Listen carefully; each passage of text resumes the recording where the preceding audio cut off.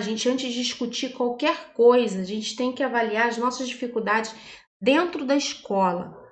Qual é a sua dificuldade? Eu vou dizer as minhas, tá? Eu vou dizer as minhas.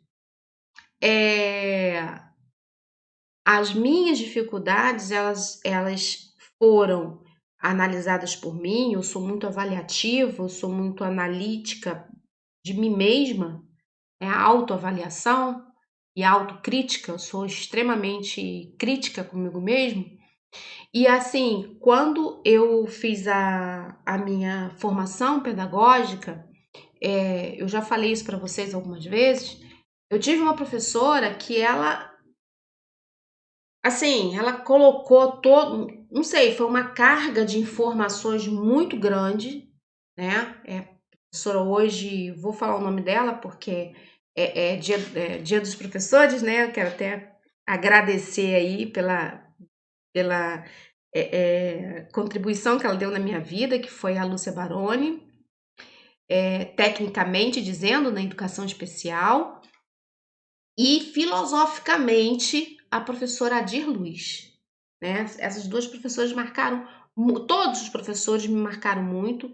Agora eu tô falando o nome delas duas, tá vindo a Daniela Patti também, que é um amor de professoras, super ativa na questão de políticas públicas, né? Aqui no Brasil, assim, principalmente aqui no Rio de Janeiro, lá da UFRJ. Então, a Dirluz é da UERJ, e a Baroni já foi secretária de Educação em municípios aqui do Rio. Então, assim, as informações que eu tive, a formação que eu tive, foi muito, muito forte, né? E muito crítica. E isso eu tomei para mim. E a minha maior dificuldade, gente, foi nas minhas especializações. Quando eu cheguei, por ter tido uma formação de graduação muito boa, que eu considero que foi ótima, os meus professores foram muito bons, foram pessoas de muita informação e formação para gente. Quando eu cheguei na pós-graduação, eu senti um baque muito grande, porque eu fui na expectativa de qualidade que eu tive na graduação. E eu não tive isso, né? São cursos, a nossa qualificação no Brasil de pós-graduação é muito fraca, porque a gente aprende, a formação que a gente tem são teóricas. Você aprende o que é as coisas. Você aprende o que é autismo, você aprende o que é síndrome de Down, você aprende parte filosófica, mas você não aprende como fazer. A gente vai aprender isso, e aí eu assim, vou contextualizar muito isso em cima dos atendimentos que eu faço a professores. Muita gente fala isso, muitos professores, né? Eu tenho acesso a muita gente. Então, os relatos, eu fiz a minha pós-graduação, mas eu não sei atuar, e a gente aprende na prática, né? Então, na qualificação contínua que a gente faz, e a gente é bombardeado por falta de prática. O que eu vou fazer? Então, se eu tenho um aluno com síndrome de Down, como eu tenho que pensar a educação para o síndrome de Down? Como eu tenho que pensar a educação para o autismo, né? Ou autistas, né? Como que eu tenho que pensar a educação para uma criança com paralisia cerebral? E aí um outro ponto também que assim, me incomodou muito nas diversas falas que eu ouvi sobre o decreto foi a visão limitada do público-alvo das salas de recursos. As pessoas falam sobre uma criança, uma síndrome, um transtorno, uma deficiência. Então, né, separam esse público-alvo em, vamos dizer assim, especialidades, né? Só, gente, quando a gente está na sala de recursos, a gente não atende só autistas, a gente não atende só síndrome de Down, ou a gente não atende só baixa visão, ou cego, ou surdo. Nós temos um grupo de pessoas, de alunos, de diversas síndromes, transtornos e deficiências. Então, como deve ser essa minha qualificação?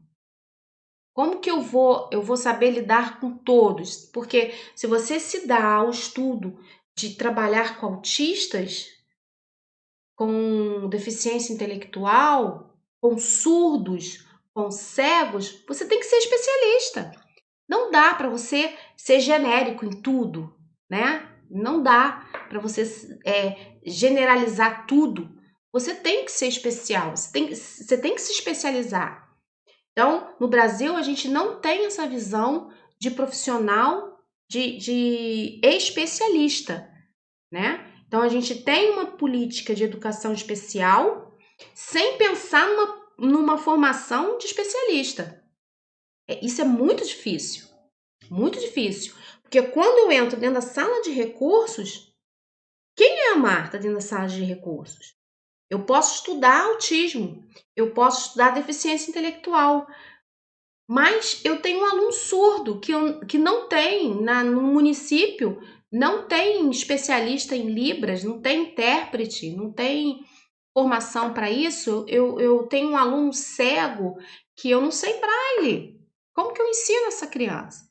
Então, na educação, no ensino fundamental, a gente ainda tem essa estrutura que foi um avanço, mas hoje, gente, se a gente parar para pensar com calma, ela tá sucateada, né? É uma política que tá, uma estrutura que está se tornando sucateada.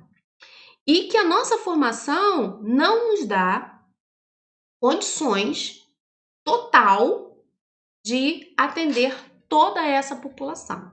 Então, a voz, né, que está se ecoando, as vozes que estão ecoando por aí, falando do decreto 10.502, elas não sabem dessa realidade, porque ninguém nos perguntou. Ninguém nos perguntou, né? Ninguém nos perguntou. Né? Então, quem pensa autismo está falando, defendendo autismo, quem pensa em síndrome de Down está defendendo síndrome de Down, e está se polarizando essa discussão, e a gente não tem pensado, a gente não teve oportunidade de discutir essas questões, de desabafar, de falar o que acontece na sala de recurso. Tô vendo muita crítica, mas ninguém nos perguntou nada, né? E aí a gente vai para o ensino fundamental 2, que aí você tem uma outra realidade. Você tem já um pré-adolescente que muitas vezes não conseguiu ser alfabetizado no ensino fundamental. A gente vai falar sobre isso mais à frente.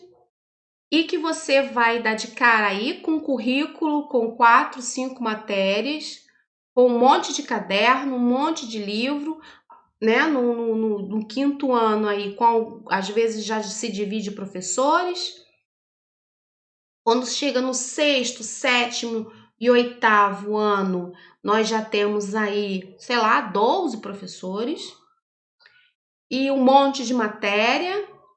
E você, como professor de sala de recursos, você tem que dar conta de orientar esses professores, de qualificar esses professores, de adaptar, de pesquisar, porque você vai ter que pesquisar como que você vai trabalhar. Muitas vezes essa criança vai precisar de um currículo funcional, uma adequação mais ampla, de grande porte. Você tem os casos mais graves, severos, você tem que sair, eu já tive em situações de sala de recurso que eu tinha que sair dali e atender uma criança em casa, ou pelo menos fazer uma avaliação para um professor itinerante poder atender. Você tem dentro da sala de recurso que ninguém fala sobre isso, né? Nas discussões, eu não vi ninguém falar isso, que você como professor de AEE ainda tem que ver as mazelas sociais que essas crianças vivem, né? Maus tratos, violência sexual, abuso sexual, desnutrição. Ninguém falou nisso. Ninguém falou nisso. Quantas e quantas vezes eu já tive que sentar com o conselho tutelar, eu já tive que ir para a delegacia, eu já tive que ir para o hospital para poder. Marta, mas isso não é trabalho do professor. Não, não é trabalho do professor, isso é trabalho de uma assistente social. Mas, se você é a primeira pessoa que teve contato com essa criança e você solicita o conselho tutelar, você tem que estar presente também, né? Você tem uma parcela de envolvimento e às vezes você tem que conversar, você tem que depor, você tem que justificar para o médico, você tem que explicar o que aconteceu. Você não é responsável por isso. Quem é responsável por isso é o conselho tutelar, são assistentes sociais, mas você é envolvida. Você tem que ir. Ninguém falou nisso. Então, quando se pensa em sala de recursos, se pensa no profissional que tem que ser qualificado e tem que dar conta disso tudo, né? Tem que dar conta disso tudo. E aí a gente, repetindo, tá, gente? Só que a gente ainda não tá falando da lei, do decreto. Eu quero buscar na cabeça de vocês e transmitir aqui para vocês um pouquinho de desabafo também de tudo que eu tenho ouvido aí, né? Então é um desabafo aqui de uma professora de sala de recursos, tá? Então a gente tem, quando a gente chega lá no ensino fundamental, a gente já tem todas essas mazelas aí. E aí quando você chega lá no 6º ano, no 7º ano, você tem que dar mais conta de mais alguma coisa, de mais uma coisa que ninguém fala também. Ninguém tem pensado nisso. Eu tenho ouvido, mentira. Minha que eu tenho ouvido alguns profissionais falarem isso, né? O que eu vou falar agora, que é a vida sexual, é a orientação sexual da pessoa com deficiência. Então, quando a gente está na sala de recursos e aí começa lá a criança com 12 anos, 13 anos, porque a gente tem uma visão errada da pessoa com deficiência como uma eterna criança, né? Então, a gente tem que tirar isso da nossa visão, porque a criança, quando ela sai da fase de criança, vem para a pré-adolescência, a gente tem aí, gente, menstruação, a gente tem a puberdade do menino, a gente tem os hormônios, estão lá, gente, tá lá. Não é porque a pessoa é deficiente, né, que é pessoa com deficiência, que ele não vai ter vontade sexual. Vai sim, vai ter vontade sexual. Ele vai ver o outro namorar, ele vai também ter interesse sexual. E aí a gente tem um monte de questões que a gente tem que trabalhar. E que a gente ainda também está lá no subsolo, lá junto com das tartarugas ninjas, né? E ninguém fala sobre isso. E isso também é uma demanda da sala de recursos e é uma demanda dos professores da sala de recursos. E aí, quando você tem que conversar sobre menstruação, quando você tem que conversar sobre a higiene da mulher, quando você tem que conversar sobre gravidez com uma pessoa com deficiência, Marta, que isso? É isso, sim. É isso, essa é a realidade da gente dentro da sala de recursos, quando a gente trabalha a partir do ensino fundamental 2. E aí, gente, e o atendimento educacional, ele vai diminuindo. Conforme o nível educacional vai elevando, o AEE vai baixando. A demanda, o oferecimento de estruturas do AEE, ela vai diminuindo. né? Porque a gente não pode ficar só lá no AEIOU com os bichinhos, é bonitinho, é legal para faixa etária.